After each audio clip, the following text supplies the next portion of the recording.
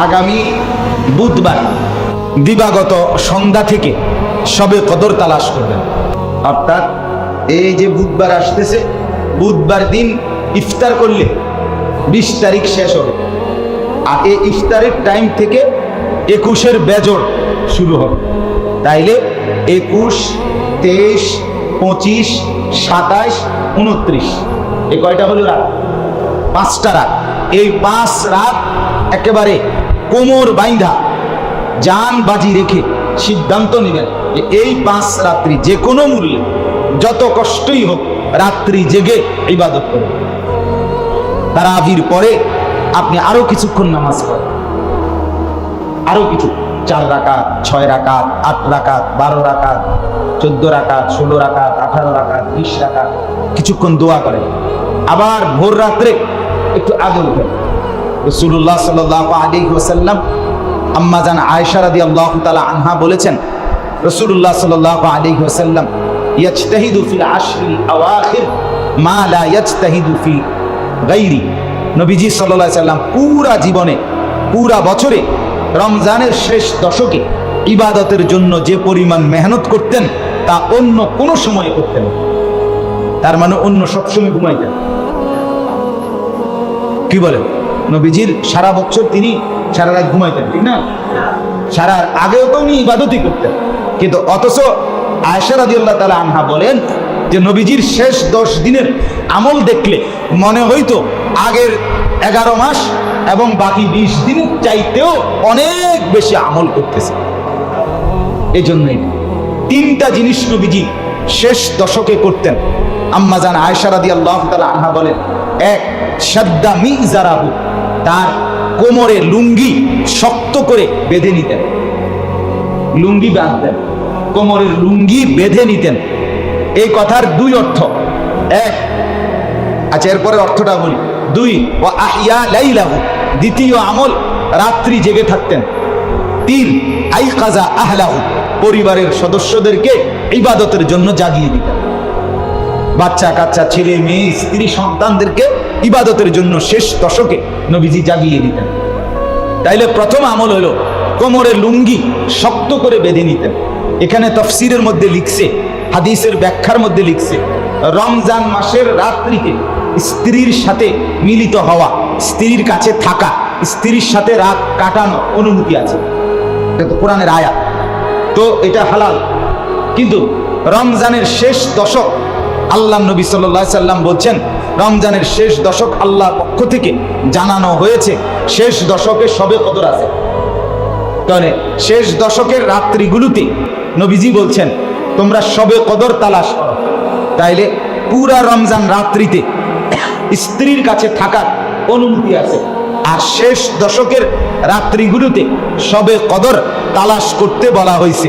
এই জন্য নবীজি 20 রাত্রি আগের রাত্রিতে স্ত্রীদের কাছে থাকতেন, সময় কাটাইতেন, কিন্তু শেষ দশক আইলে লুঙ্গি শক্ত করে বেঁধে নিতেন, অর্থাৎ স্ত্রীদের থেকে একদম বিচ্ছিন্ন হয়ে আল্লাহর ঘর মসজিদে শবে কদরের তালাশে এতেকাফে ঢুকে যেত। তাড়াতাড়ি দুটোটা হইল। রমজানের শেষ রাত্রে, রমজানের রাতে স্ত্রীর কাছে থাকার অনুমতি, এটার আমলও হইল 20 দিন। আর রমজানের শেষ দশক শবে কদর তালাশ করা, এই জন্য স্ত্রীদের থেকেও আলাদা হয়ে একদম খালেস শবে কদরের তালাশে মসজিদে চলে যেত। এই জন্য শবে কদরের তালাশ রমজান মাসের একটা গুরুত্বপূর্ণ আমল। গুরুত্বপূর্ণ আমল। রাসূলুল্লাহ সাল্লাল্লাহু আলাইহি সাল্লাম হাদিসে স্পষ্ট আছে, নবীজি সাল্লাল্লাহু আলাইহি সাল্লাম প্রথম বছর, যে বছর ইতিকাফ শুরু করছে, ওই বছর নবীজি প্রথম রমজানের 10 দিন ইতিকাফ করছে। এরপরে মাঝের 10 দিন পুনরায় ওই 10 দিনও ইতিকাফ করছে। এরপরে 20 দিন যাওয়ার পর নবীজি নিজের ইতিকাফের জায়গা থেকে মাথা বের করে সাহাবীদেরকে ডেকে বলছেন, শবে কদরের তালাশে প্রথম 10 দিন ইতিকাফ করছি, পাই নাই। শবে কদরের তালাশে দ্বিতীয় 10 দিন ইতিকাফ করছি, পাই নাই। আল্লাহ নবী বলেন, আমাকে ফেরেশতা জানায় গেছে যে শবে কদর শেষ দশকে, অতএব আমি আর মসজিদ থেকে বের হইলাম না, এই দশকও পূর্ণ করে এরপরে বের হব। তোমরা যারা আমার সাথে এতেকাফ করতেছো তোমরাও আর বের হইও না, শেষ দশক শেষ করেই এতেকাফ করে সবে কদরের মর্যাদা নিয়ে এরপরে বের হবে। তো হাদিসের বর্ণনা কি যে আল্লাহ নবী সাল্লাল্লাহু আলাইহি সাল্লাম পুরা একটা মাস রমজান পুরাটা সবে কদরের তালাশ করছে। এরপরে নবীকে বলা হয়েছে শেষ দশক।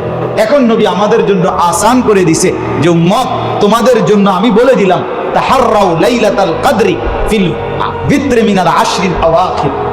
কখনো বলছে শেষ দশকে, কোন হাদিসে বলছে শেষ দশকের বেজর রাত, একবার বলছে শেষ 10 দিন পুরা, আরেকবার বলছে শেষ 10 দিনের বেজর 5 রাত।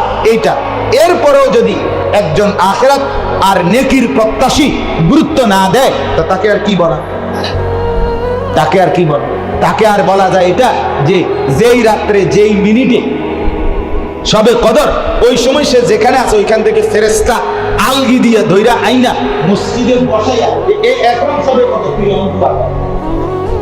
হে, তখন হয়তো বলবে আমার উযু নেই, অথবা ভাই মোবাইলে খুলে 1 মিনিট আইতেছি মোবাইলে নিয়ে, মোবাইলে যদি শুনে নেয় সবে কত দিয়ে কি মোবাইল যদি শুনে নেয়, মানে অর্থাৎ গাফেল চূড়ান্ত বলে দিলেও কি করবে, গাফলতি।